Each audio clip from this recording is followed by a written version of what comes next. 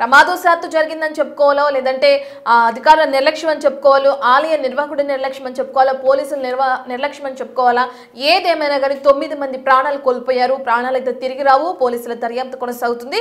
ఇటువంటి క్రమంలో ఒక పక్కన ఇంత విషాద ఛాయలు నెలకొన్న సమయంలో ఇప్పుడు ఆలయ నిర్వాహకుడు చేసిన కామెంట్స్ హాట్ టాపిక్ గా మారాయి.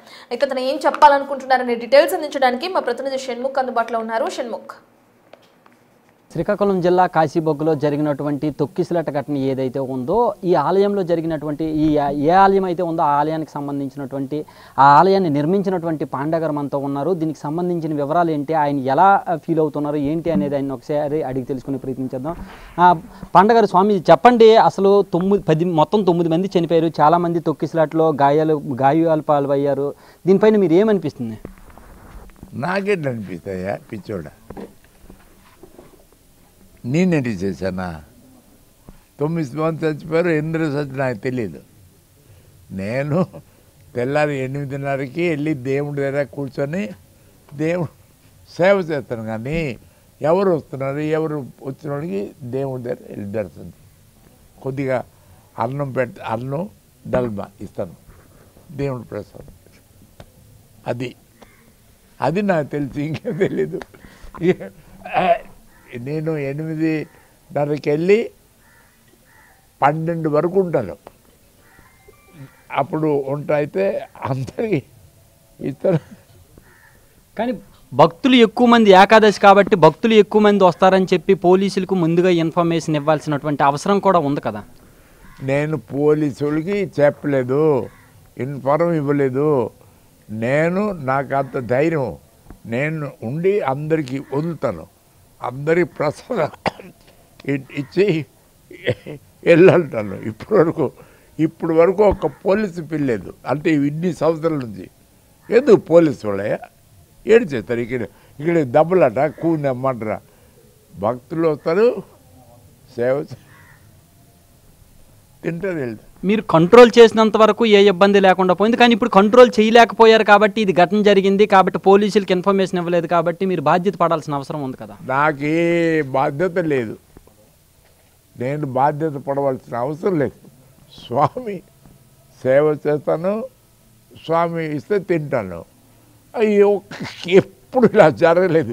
ఒకేసారి వెళ్ళిపోతే నేను వెళ్ళిపోతాను.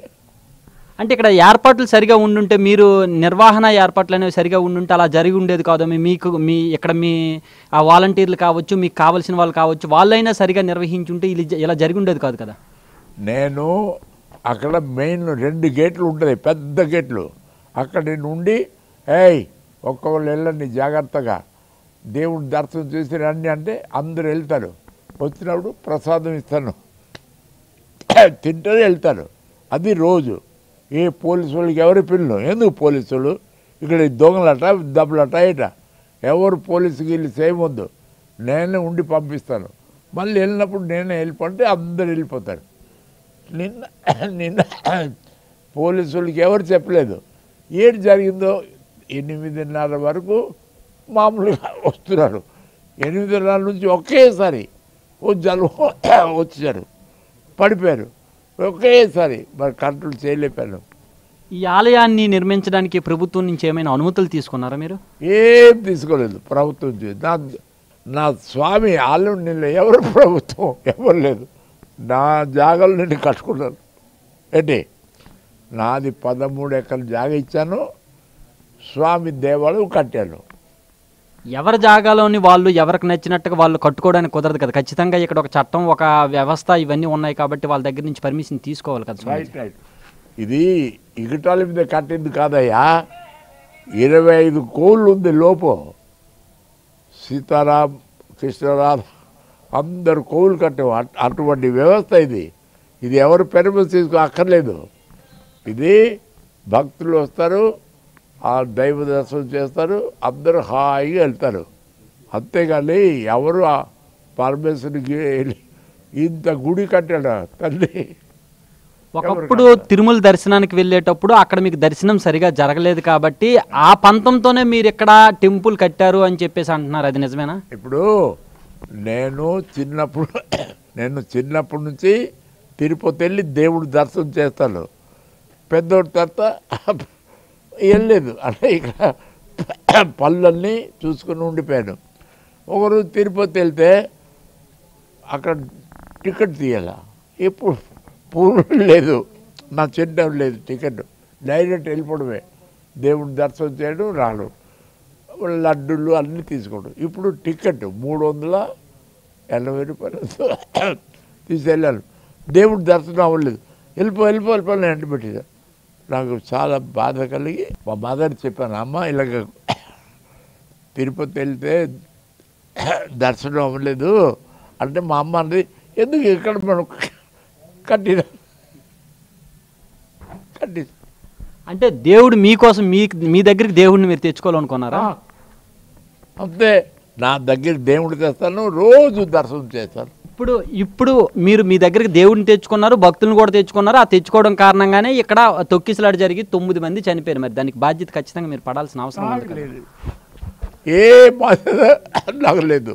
అయితే ప్రభుత్వం పడాలంటారా? ఎవరు పడు, నాకు స్వామి శ్రీనివాస్ పడ్డాడు, ప్రభుత్వం ఎందుకు పడుతుంది?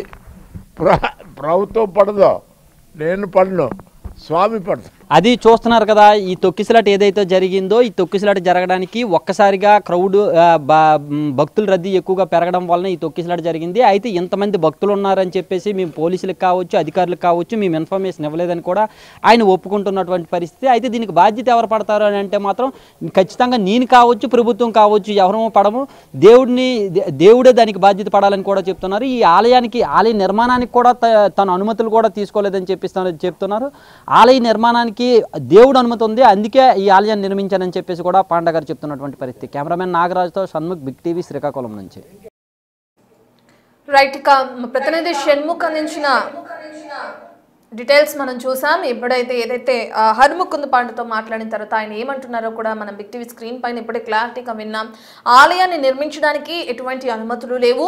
ఇప్పుడు ఏకాదశి సందర్భంగా భక్తుల తాకిడి ఎక్కువగా ఉంటున్న నేపథ్యంలో అట్లీస్ట్ పోలీసులకి సమాచారం అందించారంటే అది కూడా లేదు, పోలీసుల పర్మిషన్ లేదు, ఆలయ నిర్వహణకి సంబంధించిన పర్మిషన్ లేదు, నాకు ఎవరి దగ్గర పర్మిషన్ తీసుకోవాల్సిన అవసరం లేదు. ఆలయాన్ని నిర్మించడానికి దేవుని పర్మిషన్ కావాలి, ఆయన పర్మిషన్ తీసుకునే నేను ఆలయాన్ని నిర్మించాను అని చెప్పి కూడా 94 ఏళ్ల ఆలయ నిర్వాహకుడు హరిముకుంద్ పాండా వివరించడం కూడా మనం చూస్తున్నాం. మరి ఇప్పటికే పోలీసుల ఎంక్వైరీ కొనసాగుతుంది. దీనికి సంబంధించి జరిగిన ఘటనకు సంబంధించి ప్రభుత్వాన్ని బాధ్యత కాదు, నాది కూడా బాధ్యత కాదు, అంతా దేవుడే చేస్తాడు, అంతా ఆయన చూసుకుంటాడు, దేవుడిదే బాధ్యత అంటూ కూడా హరిముకుంద్ పాండా కామెంట్స్ చేయడం కూడా మనం చూస్తున్నాం. ఈ వివరణకు సంబంధించి మరి ప్రభుత్వం ఇప్పటికే చర్యలు చేపట్టడం కూడా చూస్తున్నాం. ఏదైతే తొక్కిసలాట జరిగింది